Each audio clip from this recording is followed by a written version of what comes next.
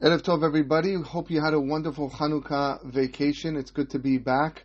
I had a few weeks where I was just unable to teach and give shiurim, given my voice and the condition that was hopefully, B'ezrat Hashem, getting better.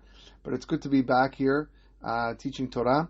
And B'ezrat Hashem, we'll get back to our normal scheduled classes throughout the week. We're continuing our Kosher Curiosities series today. Again, it's been a few weeks since we've touched upon this. Please feel free to check out the YouTube channel and the podcast for previous classes that we've had. This is our 7th installment, and tonight we're going to be learning from Pninei Halacha the laws of Bishul Goy, the laws of Bishul Akum. Akum stands for Avodat Kochavim, which are non-Jews, and any laws pertaining to food that is cooked by the non-Jew. This subject is going to take 2 classes. It's going to span over a couple classes. We'll learn half of it tonight, and B'ezrat Hashem, we will look at the second half next week. So we are in the Pninei Halacha, Rav Eliezer Melamed, and he says the following: Siyag nosaf shekav'u chachamim leIsrael kedei leshomram shelo yitpolelu bagoyim hu isur bishul goyim. An additional safeguard that the rabbis established so that the Jew shall not mingle with the non-Jew was the prohibition of bishul goyim, the food being cooked by a non-Jew. Kelomar, as if to say, Gam ka'asher en shum ba'ayat kashrut b'ma'achalim ubasirim shebahem bushelu. Even though you might notice there is no problem with kashrut, with the food that they're preparing, or the utensils that they are making with, meaning the food is kosher and the utensils are kosher, still asur leIsrael le'echol tavshilim shegoy bishel. A Jew is not allowed to consume food that a non-Jew cooked. Bichlal isur habishul, together or included in this rule, kol hamachalim shehuchenu la'achilam al yedei chom shel esh o chashmal, any food that was cooked through fire or electricity, ubichlal ze hamtuganim beshemen amok basir, such as deep fried, or b'ma'at shemen machavat, or pan fried, bitzliya, roasted, or bafia, baked, or kliya batanur, or broiled in an oven. V'chen ma'achalim shehitbashlu bekitor or b'mikrogel, or you have steamed cooked food, or in a microwave, or bekol derech shemekubal leishtamesh bechom kedei levashel, or any way that a person can use heat to cook would be included in the prohibition of bishul goy. Aval, however, ma'achalim shehuchanu al yedei goyim bimlicha, if there was food that was prepared through salting, bikvisha, or pickling, or be'ishun kad, or by a cold smoke, mutarim. In that case, it would be allowed. Isur bishul goyim chal al tavshilim sheyesh bahem chashivut mesuyemet. The prohibition of bishul goy applies to cooked dishes that have a certain level of importance to them. Ve'adam yachol lehagisham beseuda mechubedet. And a person is able or is normal to present those foods on a respectable seudah. Umemela hem alulim ligrom lekiruv levavot. Because through these foods, what allows people to come together and feel closer together, and that's what the rabbis were worried about. Aval b'ma'achalim peshutim en kol kach chashash lekiruv da'at. However, when it comes to simple foods, the rabbis were not so concerned that there will be mingling. Because again, these foods are not typically served on a fancy table, so therefore the Jews and non-Jews are probably not going to be on those tables. Nevertheless, shne klalim amru chachamim behagdarat tavshilim chashuvim. The rabbis gave 2 important criteria with regards to what is considered a significant dish. Harishon, first one, she'enam nechalim kemo she'em chayim. The first criteria is that the food cannot be eaten raw. Ela habishul hu shemachshiram la'achila. The cooking of the food is what makes it edible. So, ledugma, for example, halab umotzarav nechalim chayim. You have milk, and any derivatives of milk are able to be consumed raw. V'lachen en bahem isur bishule goyim.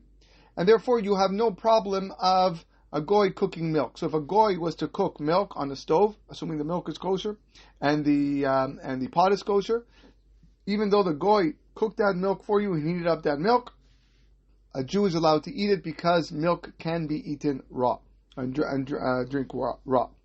Haklal hasheni, the second rule, shehem olim al shulchan melachim lelafet bahem et apat, that these foods are able to be placed on a respectable king's table to go along with bread. Aval imhem tafshilim shirak anashim peshutim regilim leochlam en bahem isur.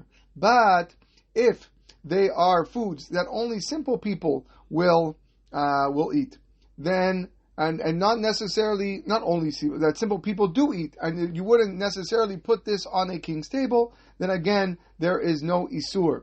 There is no prohibition if a goy cooks it for you. Haklal harishon hu ha'ikari lema'aseh. The first principle is the main one. Mipnei shehu zeh shekovea et dinam shel rov ha'ma'achalim, because that is what establishes the law for most foods. The second principle, the second criteria, which is the one of the king's table, is only applies to certain foods. Because of the openness and diversity that we have,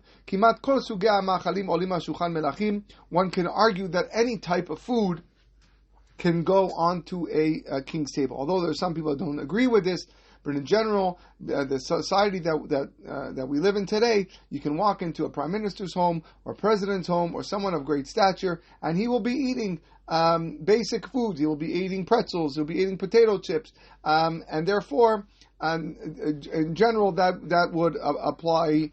This second rule wouldn't apply as much as the first one. So let's go into depth into these two, that's what we're gonna be spending most of the class on, these two criteria of the first one, which is food that cannot be eaten raw, and the second one that it has to go up on a king's table. The first rule, which you said of isur bishule goyim, shemudubar b'machal she'en regilim leochlo chai, talking about food that we are not accustomed to eating it raw. Kelomar, machal shabishur machshir la'achila. It is food that the cooking prepares it for its eating purposes. Umemela bishul mashmauti bo. Lefichach. Therefore, yesh isur betavshilei basar v'dagim. We have a prohibition of cooked meat and fish. Ho'il ve'enam ne'echalim hayim, because these foods are not eaten raw. Kemo ken, yes, isur betavshilei dagan vekemach. Also, we have a prohibition with regards to cooking grain and flour. Kedumat grisim, ptitim, vitriot. Vechen betavshilei kitniot. Also, other types of grain. Kedumat adashim, hummus, ores, rice, chickpeas, the type of lentils. All these foods are not eaten raw, and therefore they would be susceptible to the law of bishul goy. Now, even though technically in the shat adchak, in extenuating circumstances, one could eat raw meat, and one might chew on chickpeas that are not cooked. And also, kemo beitza she'efshar legoma haya, you have an egg that a person can technically crack open and swallow. Yesh isur bishule goyim, there are still the isur of bishul goy still applies to these foods because most of the world only eats them when cooked. B'chalav ukol motzarav k'gvina v'chema and isur bishule goyim, like we touched upon just a few minutes ago. The milk and derivatives of milk, such as butter and cheese, there is no bishul goy with regards to that. Hoy ve'em nechalim chayim velo bishul, because you can eat cheese while it's in its raw form. So if a goy wants to make for you a grilled cheese sandwich, takes sliced bread and heats for you a grilled cheese sandwich, there's no issue of bishul goy. Ve'av sheregilim kayom lehartiach et hachalav leshem pastor כיוון שאין כוונת הפסול להשפיך את עמו, החלב נחשב כנאכל חי. Now, even though often today milk is boiled for pasteurization, because to remove the bacteria of some sort, it's not intended to enhance flavor. And since that is the case, the milk is still considered a food that can be eaten raw. In addition, beperot and isur. There is no prohibition with regards to fruit. Because we generally eat fruit raw. And that is why it is fine to consume fruit preserves, even though that requires them cooking the fruit, because fruit is eaten raw. As well, spices are not subject to the law of Bishul Goy, because they are often mixed into foods that we are eating them raw.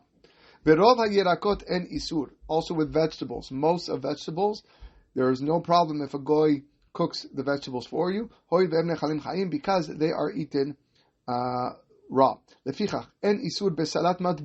a goy wants to make a matbucha, there's no problem for that. Because the raw ingredients are there, no pun intended, but the ingredients that are there can be eaten raw, such as the tomatoes, the peppers, and the onions. However, there are certain vegetables that in many places we do not eat them in its raw state. Kedugmat tapuchei adama, such as potatoes, kishuim. That would be kishuim would be like a pumpkin style, salak v'chatzilim, eggplant. Umemela yesh bahem isur bishul goyim, and therefore there would be the prohibition of bishul goy. Omnam misha sevivato ochlim yerakot. However, if you have, my mistake, kishuim would be zucchini, not pumpkins. But all those things, generally some people don't eat them raw. However, but if you're in a place where some people do eat them in this raw state, some people might cut up and put it in your salad. You will not have the problem of bishul goy. Now, even though you yourself, you might not be accustomed to eating them raw. Since there might be a lot of people that eat zucchini in its raw state, and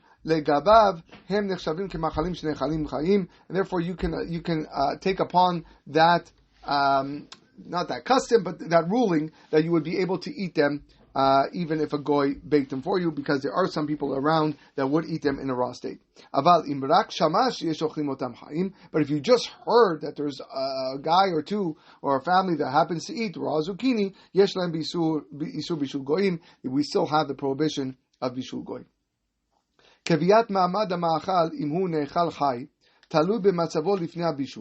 The status of food being eaten raw depends on its condition before cooking. For example, in the past, people would eat raw wheat kernels. And therefore, if a goy cooked them, there wouldn't be an isur. But if they ground the wheat kernels into flour, since we know flour is not eaten in its raw state, so therefore any dish that is made with flour is asur. Today no one eats raw wheat kernels, and therefore even with wheat kernels that are cooked by a non-Jew would be asur. So for example, if someone wants to make orisa, the chamin, the soft wheat kernels, if a non-Jew makes that for you without any Jewish involvement, then it would be prohibited for a person to eat that chamin, that wheat that was made by a non-Jew.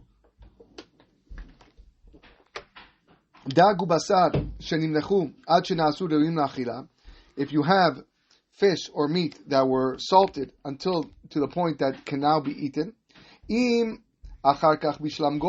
so now you technically could eat the meat and the fish because they were salted. But now you have a goy that came and cooked this fish. And bahem isur, there is no longer a prohibition. Hoil ukva lifnei abishul hayu rechulim lachila, because already from before the goy cooked it, the food was already able to be eaten. Irvu betafshil echad dvarim shenechalim chayim kegvina v'yirakot udvarim she'enam nechalim chayim kekemach ubeitza. If you have in one dish certain foods that can be eaten raw, such as cheese and vegetables, and also in that dish you have eggs, holchim achar ha'ikar shegam habracha nikpat al piv. You would follow whatever the ikar food is. So, for example, if you have an omelet would be a perfect example. The eggs part of the omelet cannot be cooked by a non-Jew, but the vegetables can be cooked by a non-Jew because vegetables can be eaten raw.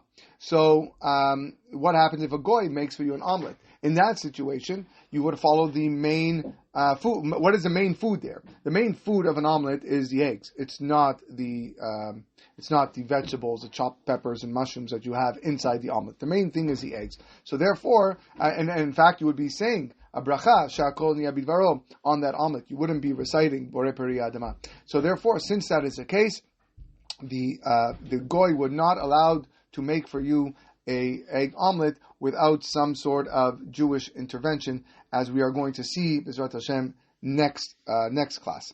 One final point that we're going to do today, which is the second rule, Haklal Hasheni, which is Oleh al Shulchan Melachim. We said earlier that the second criteria would be that the food needs to be, in order to be subject to Bishul Goy, the food needs to go on the table of a king. Haklal Hasheni. What is Shulchan Melachim? What is the table of kings? It is a meal of very respectful people. What does that mean that accompany the bread? It means food that you would eat as part of a seudah, as part of this official meal. Or as the main part of the meal in order to be satiated.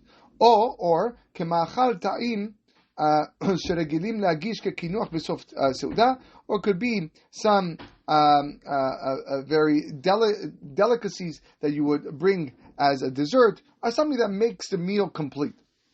Kilomar, as if to say, gam tafshil mima'achal she'eno nechal chai. Even if you have a food that you cannot eat in its raw state. If a person would not eat that food at a very respectable table, then there would be no prohibition with regards to Bishul Goy. And like we said before, everything is dependent upon the generation and the place that you are having that meal. Therefore, in our days, in the 21st century, since there are so many different types of cuisines and there's so much diversity amongst food, והפתיחות לסוגי המטבחים שונים, כל המאכלים שאנשים רגילים להגיש בסעודה יכולים לעלות על שולחן מלכים. One can argue that any type of food that we eat today can actually go on a respectable table. וגם אדם שאינו רגיל להגיש תבשיל מסוים בסעודה מכובדת, and even if a person would not normally bring pretzels, let's say, on a fancy סעודה, כל זמן שידוע לו שבסביבתו מקובל לעתים להגישו, יש לו בו איסור בישולי גויים. As long as a person would know that there are people in this world that would put that and would eat that, respectable people as part of their seudah, then there would be an isur, a prohibition of bishul goy. Omnam b'ma'achalim shelo no'adu la'achila o lekinuach b'miskeret seudah. However, if there is a food that you know the purpose of their eating is not for a dessert or it's not for any part of a fancy seudah, kedugmat mamtakim, candy, chocolate, mine klayot, any types of pitzuchim, nuts and grains, peanuts, ushar chatifim, or other types of snacks, any su bishul goyim. In that case, we do not have a bishul goy. So therefore, this is a reason why you can buy potato chips, even though the potato chips that you're eating from Lay's or Ruffles or Miss Vicky's are made by non-Jews. You can buy pretzels, even though they're made by non-Jewish companies, and there's no there's no Jew involved in the creation of those potato chips, because generally these are considered snacks. And snacks, although there are probably kings and prime ministers that do eat chips and pretzels and other types of chocolate and candies, but nevertheless they don't fall under the category of Bishul Goy. And therefore, you can eat non-Jewish cooked potato chips and pretzels and other types of snacks. Bekafe umashkaot. With regards to I forgot. I skipped a point. Bidagne boker uprichiot ore shel isur bishul goyim. When it comes to breakfast cereals and rice cakes, yesh isur bishul goyim. Then you would have there is an isur of bishul goy. Hoy l'regim leochlam lesova baruchat boker. Because generally that's what people eat in the morning. That is what satisfies a person's hunger during breakfast. So breakfast cereals need to be had some sort of Jewish supervision and involvement in the creation of those foods. Bekafe umashkaot alkoholim en isur bishul goyim. With regard to coffee and other type of alcoholic beverages, they are exempt from bishul goy. Hoil venoadu lishtiyah, because they are meant for drinking. Veikaram mayim sheregilim lishtot otam hayim. And the main ingredient of all these liquids is water, and water can be drank while in its regular state, not cooked. What is the proof? The proof is that we say the bracha on coffee is shakol niya bidvaro velo ha'etz, and we're not reciting ha'etz. We're not reciting the bracha that you would recite on a fruit, kebikat polei kafir, like the coffee beans come from a tree. So why aren't we saying bore peri ha'etz? The answer is because the main ingredient is the water. And again, for vodka and beer, we recite shakol, and we don't say bore pri adama, even though it comes from grain. So since the main ingredient is water, we look at it as water, and therefore, since water is drank in its raw state, out of the tap or out of your water bottle or whatnot, it does not fall into the category of bishul goy, and therefore a goy is allowed to make for you coffee. A goy is allowed to make your beer and your vodka and your scotch or whatnot. The rabbis added an additional reason to allowing this. Mainly because coffee and tea are not served generally within the context of a formal meal. And although it is often part of a meal, maybe at the end of a meal, but it's not really dessert. It's just something that people would drink, but not part of a formal meal. So 2 reasons why coffee and tea does not apply to the laws of Bishul Goy. Number 1, because the main ingredient is water. Water is drank in its raw state. And second, generally it's not part of a fancy meal or within the context of a fancy meal. Next week, we will look at, we'll continue this subject, and we'll look at how to extract something that would fall under the category of Bishul Goy to make it a Bishul Yisrael, to make it cooked by a Jew. What needs to happen? What type of involvement needs to take place? Very practical laws that we will touch upon next week, especially for those that might have some non-Jewish workers in their home present, catering companies, and other things to work on. But now that we have a good basis, we understand why this was instituted and the 2 major criteria. We're able to continue Bezrat Hashem next week with the second part. Wishing everyone a wonderful evening.